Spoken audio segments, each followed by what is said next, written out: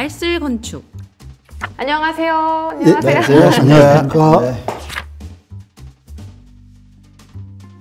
주변에 누수로 고생하시는 분들 정말 많잖아요. 그래서 오늘은 가장 많이 발생하는 하자 중에 하나인 누수에 관해서 좀 이야기를 나눠보려고 해요. 누수가 좀 생기는 곳이 어딘지 말씀해 주시면 좋을 것 같아요. 누수는 어디도 생길 수 있죠. 어디든 생긴다. 네네. 지붕, 지하, 외벽, 창호 뭐 다 생길 수 있는데 대부분 분들이 아마 비가 와서 새면 누수라고 생각하시는 것 같아요. 근데 사실은 건축하는 사람들 입장으로만 보면 비가 새도 누수고, 지하 수위가 높아서 지하에서 새도 누수고, 설비 배관이 잘못돼서 배관에서 물이 흐르는 것도 누수고. 그래서 그렇게 따지면 너무 광범위해서 촬영이 너무 길 것 같으니까 일단은 뭐 지붕이나 지하나 좀 굵직하게 틀을 잡아서 이야기를 좀 하면 어떨까 싶습니다. 그래서 저는 뭐 위치별로 분리해보면 옥상, 그 다음에 뭐 창호 주위, 외벽, 화장실, 발코니, 노대, 지하실 쉽게 볼 수 있는 부위에 대해서 얘기하는 게 나을 것 같아요. 뭐 저도 마찬가지로 누수는 일반인들이 생각하기에 물이 샌다. 이거를 지금 저희 같은 경우는 건물 신축 관련해서 어떻게 하면 초기에 이제 누수가 발생하지 않도록 관리하느냐, 좀 더 이렇게 좁게 초기에 어떻게 잡을 수 있는 그런 방향. 그리고 시공 전문가들이 거기에 대해서 하나씩 말씀을 드리면 참고가 될 듯 합니다. 그럼 말씀해 주신 것처럼 신축 혹은 지어진 지 얼마 안 된 건물 위주로 좀 이야기를 해볼게요. 그럼 그 건물들 중에서 좀 누수가 가장 많이 발생하는 부위를 이야기해 주시면 좋을 것 같아요.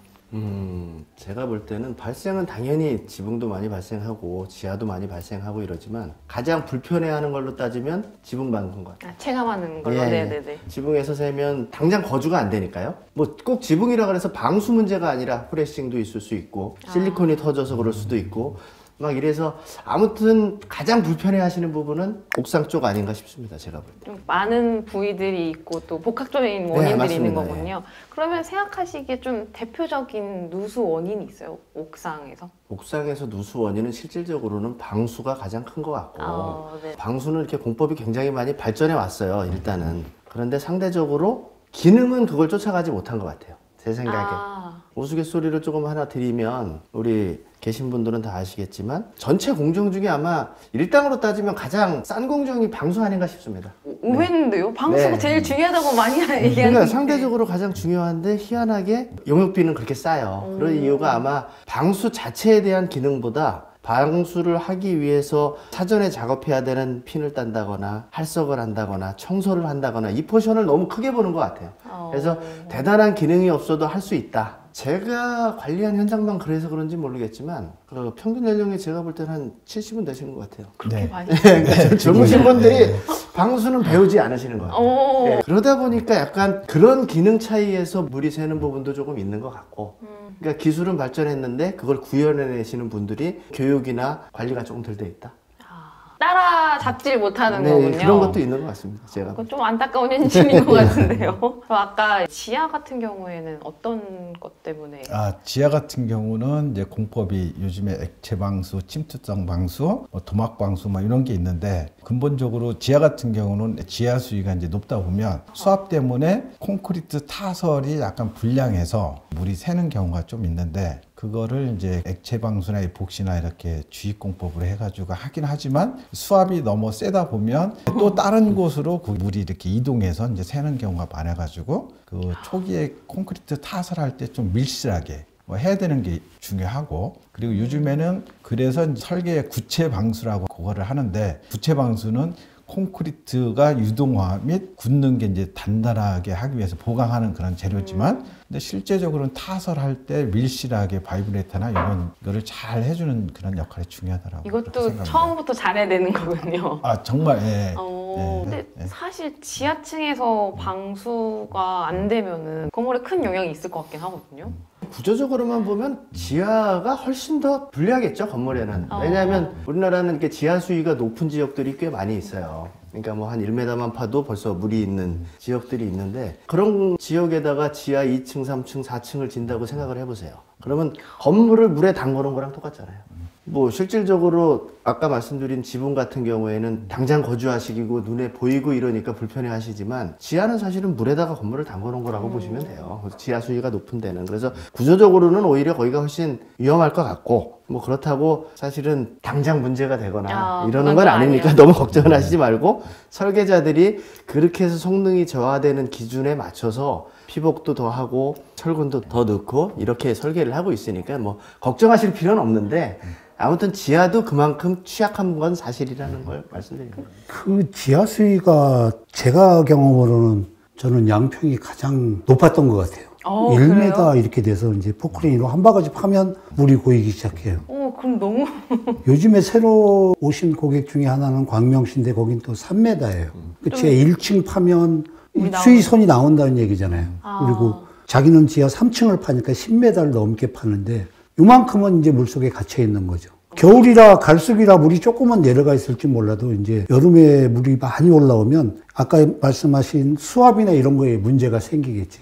그걸 뭐 완전히 뭐 토목공사 할 때서부터 차수라는 걸 하긴 하지만 그걸 뚫고 밀어버리면 실내로 들어오죠. 상상만 해도 너무 무서운데요? 이게 옥상 같은 경우는 아까 바로 보이니까 파라펫이 샌다, 드레인지가 샌다 이렇게 해서 원인을 찾아내는데 실제는 지하실은 어렵다라고 얘기하는 건 뭐냐면 이제 수압을 안방수로는 다 못 막는다. 그래서 지하실 내려가 보면 다 100% 보호벽들이 있어요.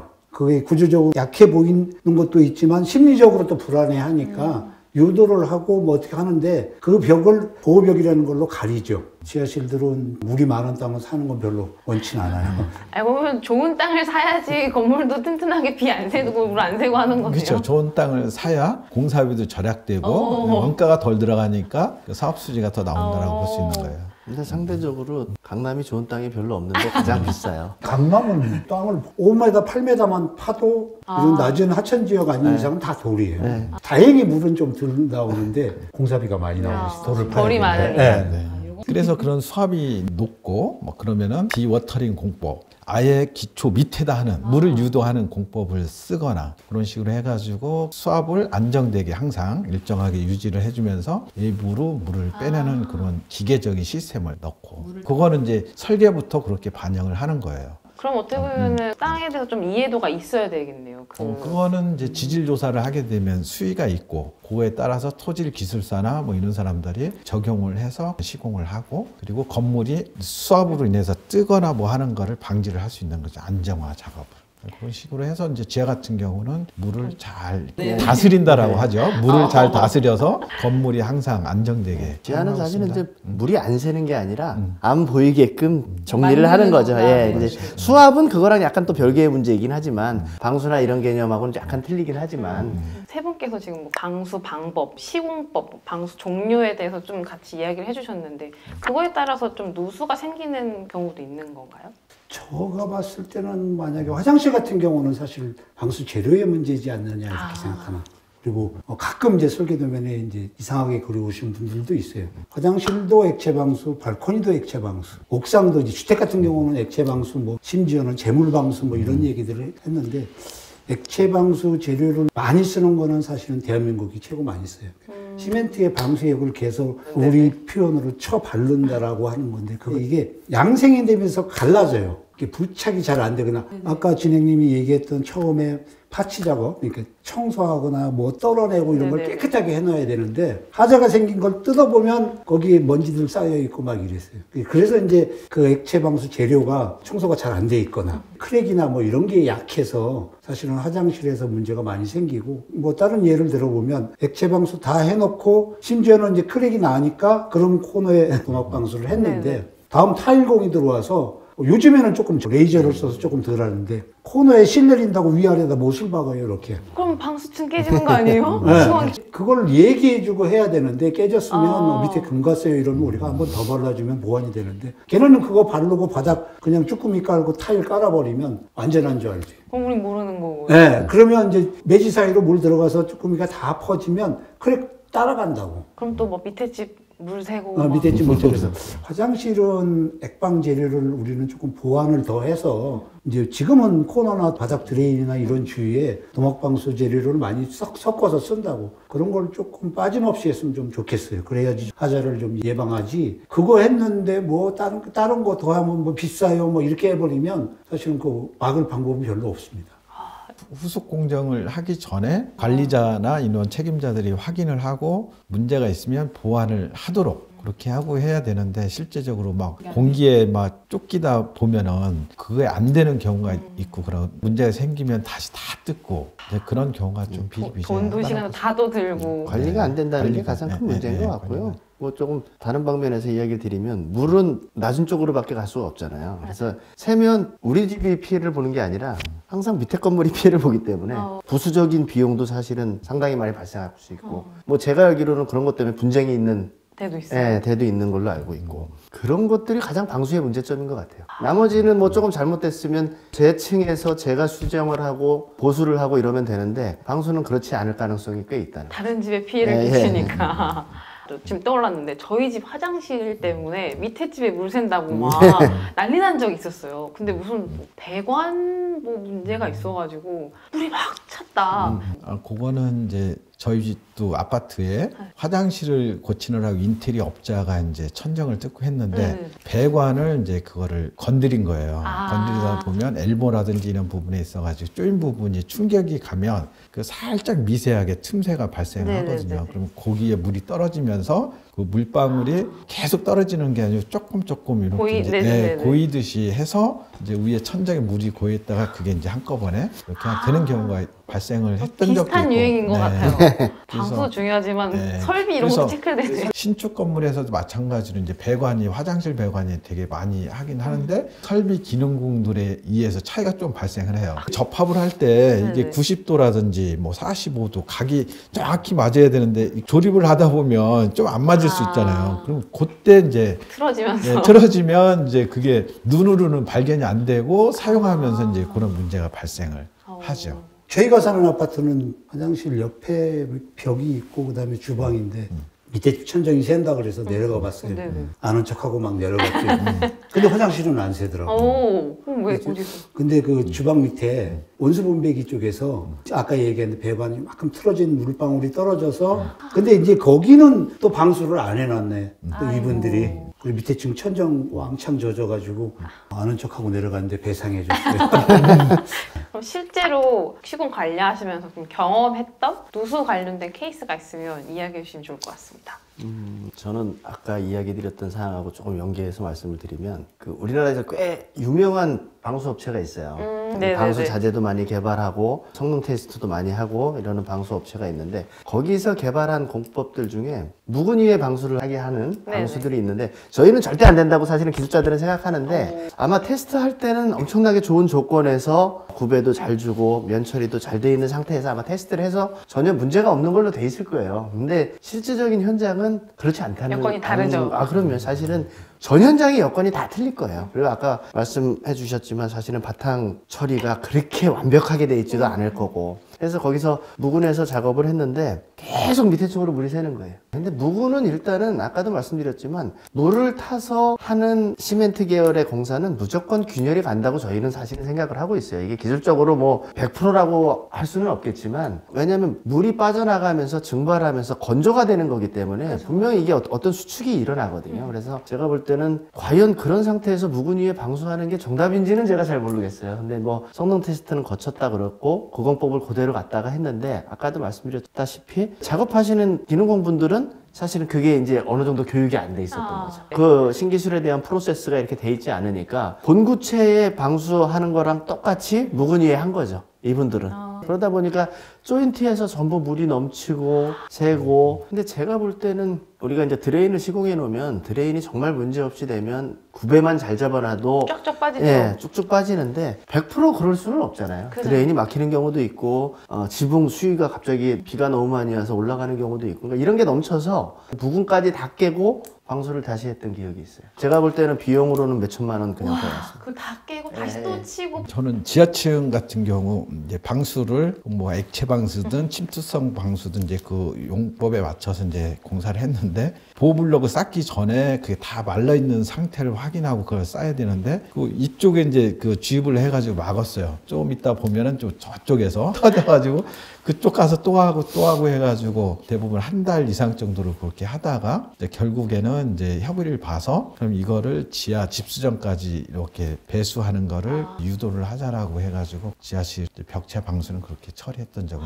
또 있습니다. 그건 다 그렇게 했는데도 누수가 있었던 거예요? 그렇죠. 참 지하 방수는 너무 어려운. 저는 옥상 방수 관련해서 그때 이제 뭐 한쪽이 8층이고 한쪽이 9층이었는데 8층 옥상 쪽에서 물이 샌다 그래서 다 지웠는데. 네, 그게 또 더군다나 장마철 끝날 시기에서 비가 너무 많이 와서 뭐가 잘못됐나? 아까 진행님이 얘기한 대로 옥상 방수는 교과서에 나와 있는 거 할 수 있는 건 다 했어요. 비누철 우레탄 방수에 누름을 치고 이거 누름 가지고 부족합니다. 누름 위에다가 우레탄 코팅까지 합시다 해서 코팅 해놨어. 그리고 파라펫 부분이 불안하니까 파라펫에 보호벽하고 요거 후레싱으로 싹 깨요. 보호벽 맨 끝단은. 할 수 있는 거 다 했네요. 콘크리트는 수축 팽창을 하니까 늘어날지 모르니까 줄눈 따고 맨 가에 스티로폼을 넣어서 수축 이완을 받아주자. 그리고 이제 거기다가 보호벽을 싸자. 이렇게까지 했어.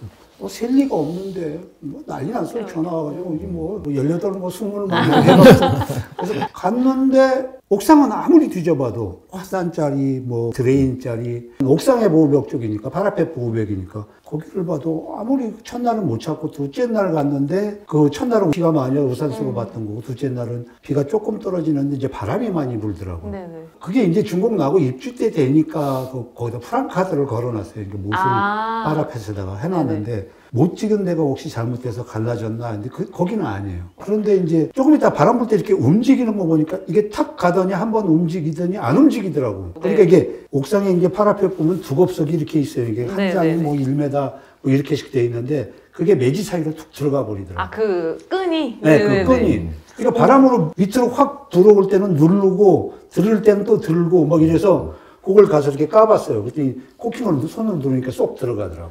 그러니까 그 코킹을 따라서 들어간 물이 이게 벽이면 이게 석재일 거 아니에요. 네네. 밑에 이제 창호라고. 창호 위로 막 떨어지는 거야. 비 많이 올 때는. 그럼 이 창틀이랑 뭐 커튼박스는 다 새겠네요? 왜 어린이집 인테리어 한다고 커튼박스 해놓고 막 이랬는데 올 때 이만큼이 젖고 양동이들 같잖아. 이제 그런 것도 좀 주의를 했으면 좋겠다는 얘기를 하고 싶어요. 되게 의외의 부위에서도 물이 셀 수가 있는 거네요. 건설하는 사람들이 그래도 가장 좋아하는 누수죠. 아 그래요? 네, 얼마든지 금방 처리할 수 있으니까. 네, 방수나 이런 것들은 사실은 어떻게 해야 될지를 몰라요. 근데 이제 실리콘은 영구자재가 아니잖아요. 일단은 그죠, 뭐 그죠. 창호도 마찬가지고 아까 말씀하신 두겁도 마찬가지고 뭐 프레싱도 마찬가지고 실리콘으로 결국은 물을 잡을 수밖에 없는데 워낙 길이가 길고 뭐 이러다 보니까 언젠가는 어디가 조금 틀어지고 새고. 정리가 되고 그러면 또 물은 삼투압 때문에 처음에 안 새더라도 실질적으로 조금만 새기 시작하면 아주 작은 미세한 틈으로라도 굉장히 많은 양의 물이 들어와요. 그러면 이제 아까 말씀하신 18이 나옵니다. 우리가 이제 건축적인 것들은 우리끼리는 이제 서로 통되고 아니까 괜찮은데 이제 설비가 끼거나 막 이랬을 때는 곤란한 거예요. 한 3년 됐어. 대전 현장에서 한 2, 3개월 입주도 안 되고 어쩌고저쩌고 했는데 입주한다고 계약하고 나니까 물이 새기 시작한 거예요. 지나고 생각해보면 2, 3개월 동안 새고 있었던 거죠. 누수 탐지기를 대도 안 나올 정도로 조금씩 계속 샜는데 결론적으로 이제 뭐 방바닥을 저쪽도 까보고 누수 배관 인입되는 자리도 까보고 수도 인입되는 자리도 까보고 니네 조인 어디서 했어 뭐 그래서 화장실 앞에를 까봤는데 화장실 앞에 이제 그 엑셀 배관이 아니고 급수 배관에서 이렇게 T자에서 이만큼 꺾여 있는 거예요. 조금 나오는 건 잘 탐지도 안 돼. 이게 지금 내가 얘기하려는 게 뭐냐면 피 세버리면 소리나 젖는 걸로 금방 아는데 얘가 뚝뚝뚝뚝 2, 3개월 동안 새서 낮은 데를 찾아다니는 거예요. 여기 그 현관 입구에 들어와서 욕실이었는데 밑에 층은 이쪽에서 샜어요. 방 끝에서. 얘가 차서 흘러서 다 젖어 그래. 요 앞에 갔을 때는 이 앞에가 젖어 있으니까 여기도 까봐 이렇게 했는데 실제로는 그 T자 배관이죠. 그래서 건축적으로는 설비나 이런 걸 저 별로 안 좋아해요. 그런 데서 배관해 놓은 거 이런. 쫄쫄쫄 새는 게 이제 가장 무서워요. 빨리 탐지기로 나오면 괜찮은데 그렇지 않을까봐 걱정하는 거죠. 누수 이야기는 끝이 없는 것 같아요. 얼마나 고생하셨길래. 아까 말씀을 드렸잖아요. 이거 그 얘기만 하려고 그러면 유튜브로 촬영하면 안 돼요. 그러니까 누수 부분은 건물 전체로 보면 딱 어디다라고 보다는 그 건물의 특징에 따라서 다 다르니까 뭐 여기서 요 얘기하면 저 건물은 거기 아닐 수도 있고 그런 거예요. 그래서 발생될 만한 원인을 처음에 좀 차단하고 그리고 이제 기술자분들은 아 이러면 어디가 문제가 있겠다 이제 그런 판단을 해서 그런 데를 이제 찾아서 이제 원인을 딱 치료를 해야 물이 안 새는 건데 찾기가 이제 또 힘들어요. 처음에 그거를 제대로 안 해놓은 게. 그러니까 누수 탐지만 해서 먹고 사시는 분이 있으세요. 근데 사실은 그 정도 기술력을 갖고 있기 때문에 그래요. 그러니까 다른 사람은 못 찾는 걸, 뭐 물론 장비도 장비지만 어느 정도 경험이 많다 보니까 이게 아니면 이럴 수도 있어. 뭐 이럴 수도 있어. 그래서 그 중에 발견이 훨씬 빠르고 일단은 발견이 돼야 보수를 하잖아요. 그래서 그것만 가지고도 남보다 훨씬 벌이가 좋으신 분도 있습니다. 그거나 해볼까? 그래서 오늘 이야기를 정리를 해보면 뭐 설계에서도 좀 더 디테일하게 공법이라던가 이런 거 이해를 하고 또 현장 이해를 해서 설계를 만들고 그 다음에 또 시공사분들도 관리도 좀 잘 해야 되고 또 그거에 맞는 공법 기술을 또 갖춰야 되고 그리고 제일 중요한 건 그걸 볼 수 있는 좀 눈이 있어야 그런 것 같습니다. 관리해줄 수 있는 네. 분들이 있어야 좀 안 일어날 것 같다 이런 생각이 드네요.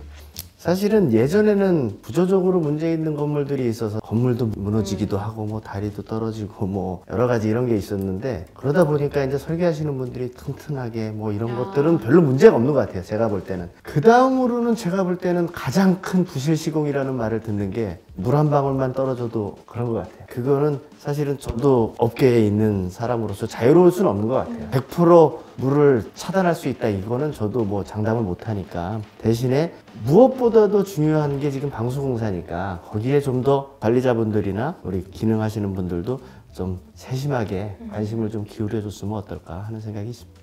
오늘 뭐 무슨 공법에 대해서 막 깊이 들어가지 않고 전반적인 얘기는 했는데 저는 그냥 뭐 시공자나 관리자나 건축주나 조금 방수에 대해서 관심을 가졌으면 좋겠다라는 걸. 저는 현장 가서 장마철 되기 전이나 뭐 비 오고 난 다음에는 새는 데 없어? 새는 데 없어? 옥상은 어때? 계속 체크를 하시는군요. 네, 물어봐요. 그냥 담당자들한테. 그런 것들을 주로 얘기하고 다니고 새지 않게끔 뭐 유도할 수 있는 방법, 배수할 수 있는 방법들을 막 얘기를 하니까 관심 갖는 게 가장 더 중요하다고 생각하고 다른 데서 좀 아껴서라도 방수에 무슨 재료에 뭐 비싸게 줬다 이런 거에는 신경 안 쓰셨으면 좋겠다는 얘기죠. 방수 재료 아무리 비싸봐야 내장 재료 얼마 되지도 않는 거 뭐 그런 정도인데 여기를 막 아껴가지고 아까 그냥 액방만 하네 뭐 재물방수만 하네 이런 얘기들은 안 했으면 좋겠습니다. 오늘은 주로 뭐 지붕, 벽, 지하 이렇게 했는데 네. 사실은 거기 말고도 많이 새는 데가 창호 부분이 되게 많고 해요. 근데 오늘은 그 부분에 대해서는 안 크게 했으니까. 논의되지 않았는데 방수를 어떻게 해서 이제 그런 이제 하자를 미연에 방지할 건가 이제 그런 거에 대해서 좀 더 신경을 더 쓰면서 관리하도록 참고 네. 하겠습니다. 다음번에 진사님이 그 창호 부분만 하면 아, 그럴 수도 있어요. 창호 부분은 제가 스카이드 타고 뭐 하고 막 해가지고 저는 아까 한 말 중에 하나 빠뜨린 게 있어요.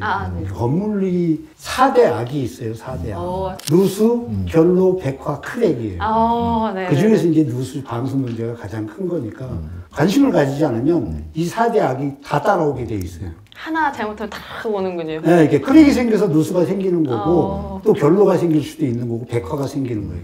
요거 잘 잡는 게 또 구조적인 문제까지도 같이 연관이 돼 있으니까 다음 시간에 얘기할 때는 또 청어 지나고 나서 그거 가지고 또 한번 얘기를 나눠보겠습니다. 좋아요, 좋아요. 다 약속하신 겁니다. 네. 알겠습니다. 오늘 이렇게 이야기해 주시고 너무 즐거웠습니다. 다음에 또 뵙도록 하겠습니다. 감사합니다. 네, 예, 고맙습니다.